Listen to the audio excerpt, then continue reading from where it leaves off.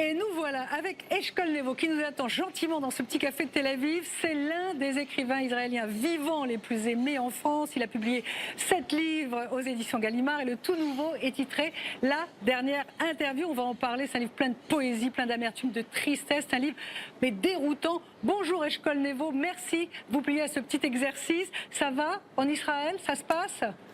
Well, we are. I'm hearing your voice Bonjour Valérie, je vous entends et grâce au son de votre voix, je me sens connecté au monde. C'est un lien avec l'extérieur, ça me permet d'oublier un peu que nous sommes confinés ici.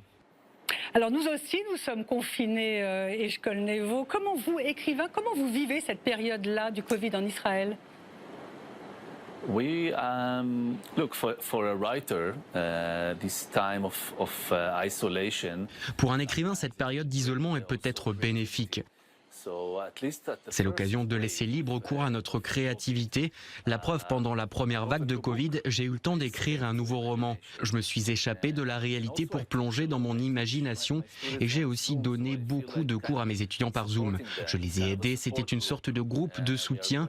Après tout, nous sommes tous dans le même bateau.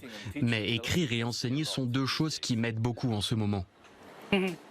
Eshkol Nevo, à l'heure où l'on fait cette interview, vous êtes encore sur la liste du prix Femina étranger. Vous avez peut-être sauté cette semaine, on ne sait pas. Ils ne sont pas nombreux, les auteurs israéliens, sur les listes de prix littéraires en France. Il y a Edgar Keret et puis, à titre posthume, il y a Aaron Appelfeld. Mais ce prix Femina... First of all, it's a big honor, and also I think there's something special about. Premièrement, c'est un grand honneur. Et puis je crois que le public français s'est créé un lien particulier avec ce livre-là. Et peut-être que vous, Valérie, qui êtes française, vous pouvez m'expliquer pourquoi. J'ai reçu plein de réactions de la part de mes lecteurs français, des hommes, des femmes qui m'ont écrit, qui m'ont envoyé des messages sur WhatsApp. Il s'est vraiment passé quelque chose d'étonnant avec ce roman. Je sais qu'en plus, j'ai la chance d'avoir un très bon traducteur et une maison d'édition importante. C'est un véritable honneur pour moi. D'ailleurs, j'ai cru comprendre que le jury du prix Femina est exclusivement composé de femmes. Vous me le confirmez? Exactement, que des femmes, oui. Alors oui, ça veut dire beaucoup pour moi. Et j'ai hâte de voir comment les choses vont évoluer. Eshkol Nevo, on verra ça sur la shortlist du Femina, ça devrait sortir mardi. Ce dernier livre, cette dernière interview a eu beaucoup de presse. Vous avez eu des papiers dans Le Monde, dans Les Arocs, dans Télérama, entre autres. Qu'est-ce que le public français comprend de la société israélienne à travers vos romans, selon vous, Eshkol Nevo? Ce livre est un appel à l'honnêteté. Et c'est le genre de réaction que j'aime recevoir. Peu importe que vous veniez de France, d'Italie ou d'Israël, c'est un roman très honnête et les lecteurs réagissent avec franchise. Dans ce livre, je parle aussi de la frontière très mince qui existe entre la vérité et le mensonge, entre le fait de raconter une histoire et de faire campagne, d'en faire la promo. Et puis il y a aussi des éléments qui parlent d'Israël. C'est comme un livre de voyage. Le personnage principal voyage non seulement en Israël, mais aussi en Europe, et ça lui permet de transmettre ses impressions au lecteur. Justement, c'est ça qu'on adore, Eshkol Nevo. C'est un livre qui mérite d'ailleurs beaucoup de lecteurs et des prix. Ça raconte avec de la tendresse, avec de la clairvoyance. Ça raconte Israël, mais sous une forme particulière, celle de l'interview. C'est un livre qui, d'une certaine façon, est une longue interview. Pas la dernière, on espère. Vous réalisez, Eshkol Nevo, que c'est quand même très compliqué pour nous, journalistes, d'interviewer un auteur qui lui-même a raconté l'histoire d'un auteur qui ne veut plus raconter des choses et qui pose des questions lui-même. C'est déroutant. Vous vous en rendez compte? Oui, je vous trouve très calme par rapport aux autres journalistes qui sont au bord de la crise de nerfs. Quand ils commencent à m'interviewer pour ce livre, ils me disent qu'ils sont très stressés parce qu'en fait, il ne reste plus aucune question à me poser. En réalité, voilà comment les choses se sont passées. J'avais commencé à écrire un autre roman et puis je me suis retrouvé en panne d'inspiration. Et pendant cette panne, je me suis mise à jouer à un jeu très simple. J'ai réfléchi à toutes les questions qu'on me pose d'habitude et j'y ai répondu avec avec toutes les réponses que je n'ai jamais eu le courage de dire. La vérité toute nue, celle qui peut être brutale sans me soucier des personnes que ça pourrait blesser, sans me soucier de l'avis des autres, sans me demander si c'était politiquement correct ou pas. La vérité, rien que la vérité, de manière très transparente. Et c'est comme ça que le livre est né. Later it developed to be a novel, and if the beginning was very autobiographical, then afterwards it became fiction. Après, c'est vrai que les choses ont évolué et que ce petit jeu est devenu un roman. Le début était très autobiographique et puis c'est devenu de la fiction, mais j'essaie tout de même de maintenir un haut niveau de courage et d'honnêteté. J'ai essayé de raconter une histoire en conservant cette structure de questions-réponses, mais ce n'est pas que ça. Il y a aussi une vraie histoire, il y a des personnages, un discours, des thèmes, on suit plusieurs intrigues et ça m'a plu de construire ça. C'était comme un jeu, j'avais envie en tant qu'écrivain de revenir à quelque chose de ludique. Mais alors, justement, c'est quand même un très gros livre, cette dernière interview, il y a presque 500 pages. La dernière interview, donc, d'un auteur israélien connu, qui a du succès, qui est invité à l'étranger, dans des écoles du pays. Il répond donc à une série de questions, parfois très sérieuses, parfois totalement loufoques, et souvent il répond intelligemment, et parfois il répond, mais vraiment complètement à côté de la plaque. Pourquoi vous avez choisi ce procédé?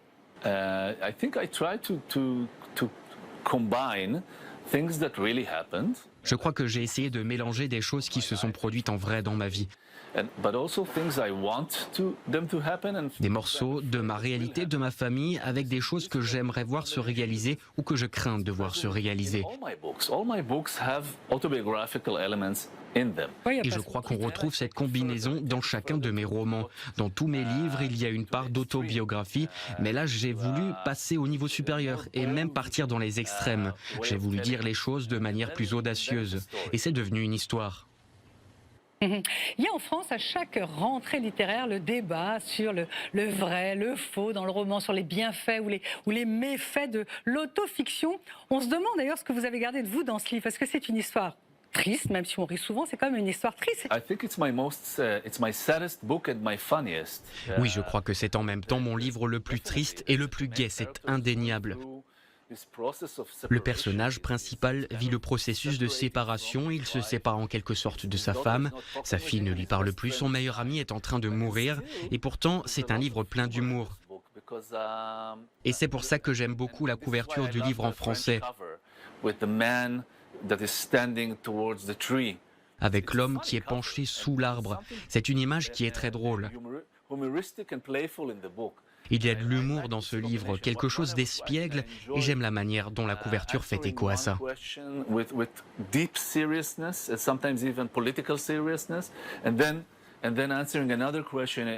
Quand j'étais en train d'écrire le livre, j'aimais répondre à chaque question, tantôt avec beaucoup de sérieux, parfois même avec un sérieux politique, et tantôt avec humour.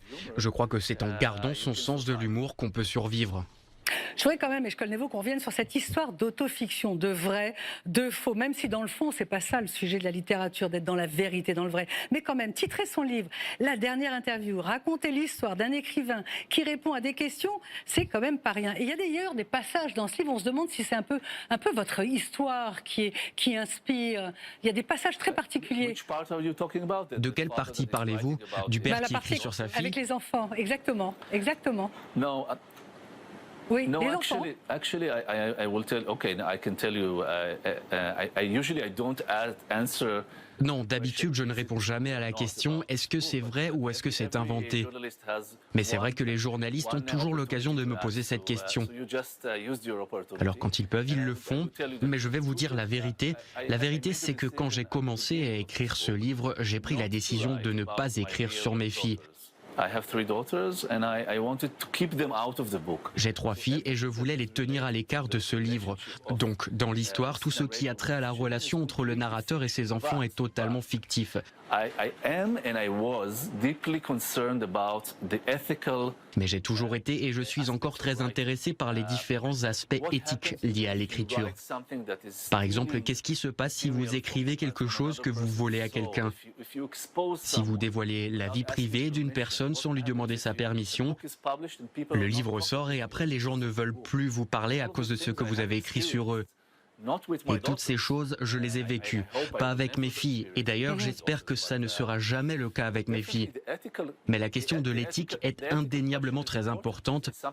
D'ailleurs, j'y suis confronté tout le temps.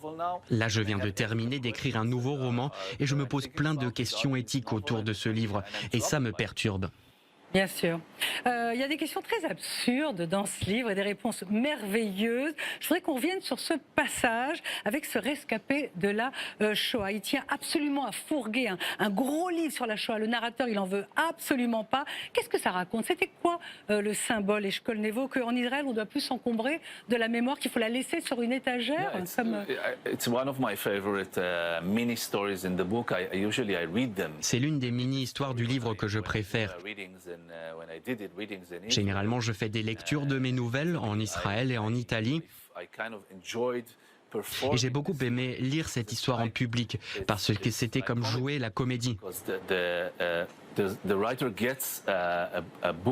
L'écrivain reçoit un livre autobiographique de la part d'un rescapé de la Shoah et l'ouvrage est extrêmement lourd. Il fait 957 pages et il est écrit en allemand. Il essaye de s'en débarrasser pendant toute sa tournée parce qu'il pèse trop lourd, mais il n'y arrive jamais. Pour répondre à votre question, je pense que ça va au-delà de la Shoah. Ce n'est pas que ça, c'est plus profond. En tant qu'Israélien, on s'imagine parfois qu'on peut faire comme si on n'était pas juif. On croit qu'on peut se définir en tant qu'Israélien et faire fi de notre identité juive, nous déconnecter de nos vieilles traditions. Mais plus j'ai écrit, plus j'ai voyagé et plus j'ai rencontré de gens en dehors d'Israël, plus j'ai compris à quel point mon écriture était juive. Et je ne peux pas fuir cette identité, parce que de toute manière, même si j'essayais, elle me reviendrait en pleine figure. Je ne peux pas m'en défaire. C'est comme ce livre autobiographique de 957 pages dont le personnage n'arrive pas à se débarrasser. Et le personnage de Yoram Sirkin qu'il y a dans le livre, c'est qui? On comprend bien qu'il s'agit de Benjamin Netanyahou, le narrateur quand même est de gauche. Il écrit des textes pour des politiques qui sont très très à droite, qu'il n'aime pas du tout. Ça, c'est pas inspiré de votre vie non plus? No, I can't. It's not someone specific. I never wrote. Ce n'est personne en particulier. Je n'ai évidemment jamais écrit de discours pour Netanyahou. Je suis contre lui, je participe aux manifestations contre lui.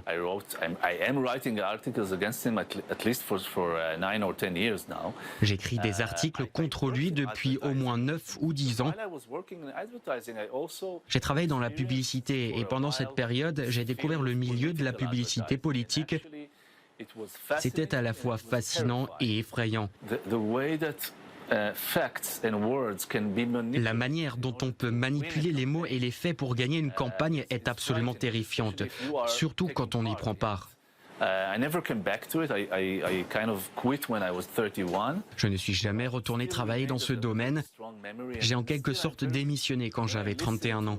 Mais malgré tout, c'est resté gravé dans ma mémoire. Et aujourd'hui encore, j'en garde un souvenir très fort.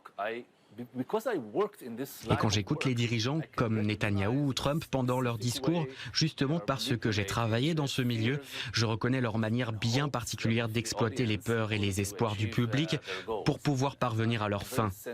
D'une certaine manière, je suis très sensible à cela. Il y a une question posée au narrateur à propos de son grand-père Lévi Eshkol, le 3e Premier ministre d'Israël. Et le narrateur a l'air de s'éloigner un petit peu de cette famille, il a l'air de prendre ses distances. Est-ce que c'est un fardeau trop lourd à porter pour vous, le vrai Eshkol, vrai fils du vrai Lévi Eshkol? Je suis très fier d'être son petit-fils. Et plus j'apprends de choses à son sujet, plus ma fierté grandit. Mais j'ai aussi senti que ce livre était aussi l'occasion d'offrir un cadeau un peu spécial à ma grand-mère, de lui témoigner mon respect. Elle qui n'était pas son épouse, qui n'était pas célèbre. C'était la mère de mon père et c'est elle qui a eu une véritable influence sur ma vie. Elle a toujours été présente quand j'avais besoin d'elle, elle m'a nourri, elle m'a pris dans ses bras, elle s'est fait du souci pour moi. C'était ma grand-mère préférée. The question about my famous grandfather is Et justement, la question de mon grand-père célèbre est très liée à la question de ma grand-mère, inconnue du public. Pourtant, c'est elle qui était la plus importante dans ma vie. Finalement, ce sont les gens dont nous sommes les plus proches qui nous façonnent, qui font de nous ce que nous sommes, qui modèlent notre personnalité, nos opinions et nos valeurs. C'est vrai, merci infiniment, Eshkol Nevo. Bravo à votre traducteur Jean-Luc Alouche. La dernière interview, c'est joli, c'est touchant, c'est poétique, c'est drôle. Voilà, c'est comme tout ce qui se passe d'ailleurs en Israël. Merci beaucoup. On a envie d'aller dans ce café avec vous bientôt, bientôt, on l'espère. Merci. Voilà. Merci, j'espère avoir l'occasion de vous voir bientôt. Je propose de finir sur une note typiquement juive en souhaitant une bonne année à tout le monde. Eh bien, merci beaucoup. Bye bye. Merci. Bye. Au revoir.